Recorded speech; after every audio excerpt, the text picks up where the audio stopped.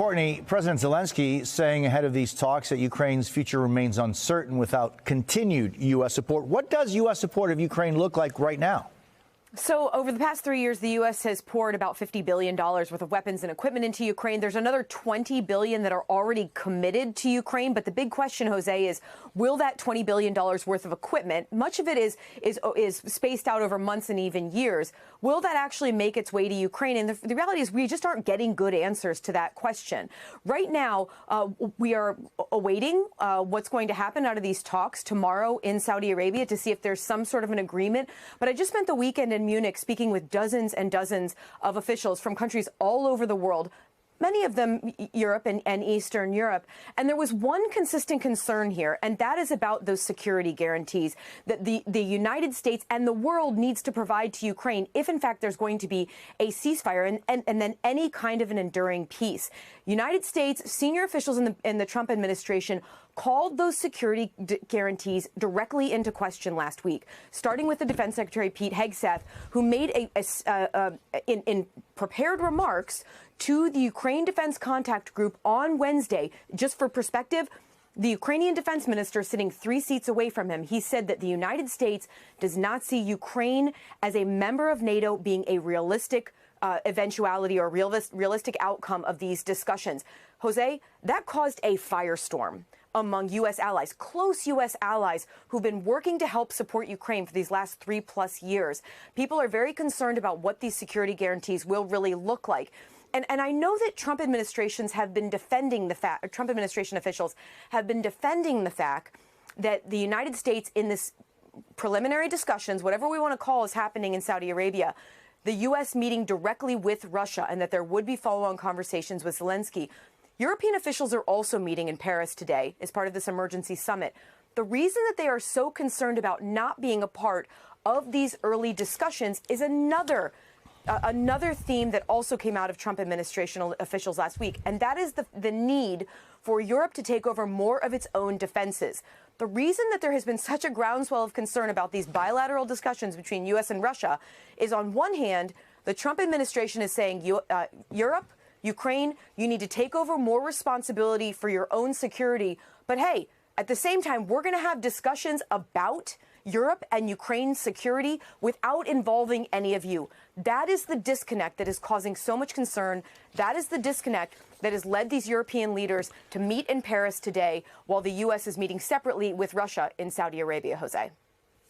Courtney Kube, thank you so very much. And Joel, just wondering your thoughts on, and you know, Courtney brought up this issue of this disconnect that appears to be growing, and the fact that, you know, you've got the leaders of most Western European nations meeting right now in Paris. What's the message you think the Trump administration is sending by holding these talks, not in Europe, but in Riyadh?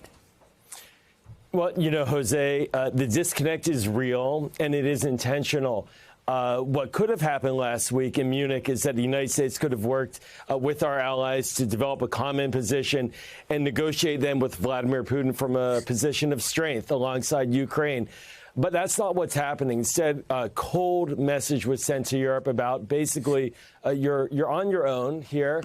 And now it looks like Donald Trump is chasing Vladimir Putin to come up with some agreement to then force Ukraine to accept. So these are very difficult times right now for Europe diplomatically to understand how to navigate forward because the Trump administration is making it clear that it does not have their back like they've assumed for decades that the United States would.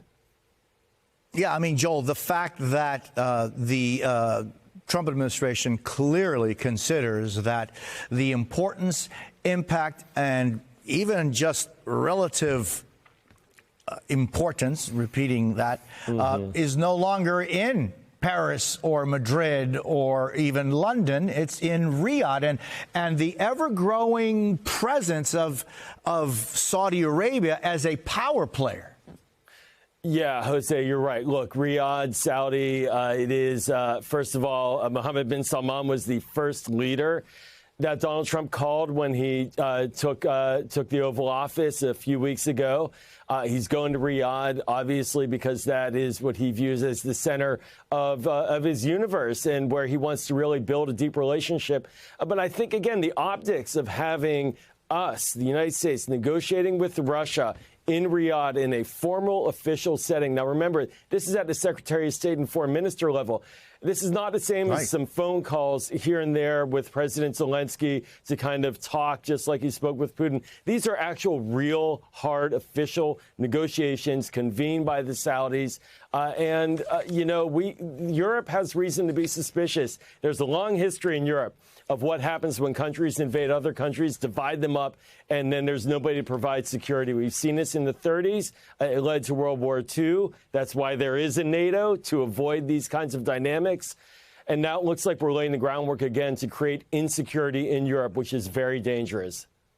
Yeah, Joel, I mean, if you think maybe some diplomats may be rethinking, for example, the Budapest agreement that was with the European nations and with Ukraine, that they would remove their nuclear weapons in exchange for, including support of the United States, for defense of Ukraine. Now, what is interesting, Joel, is there seems to be a new dynamic in the world, and it just seems as though, I'm just wondering what you think Ukraine can do to have a presence in what could be what happens to their future.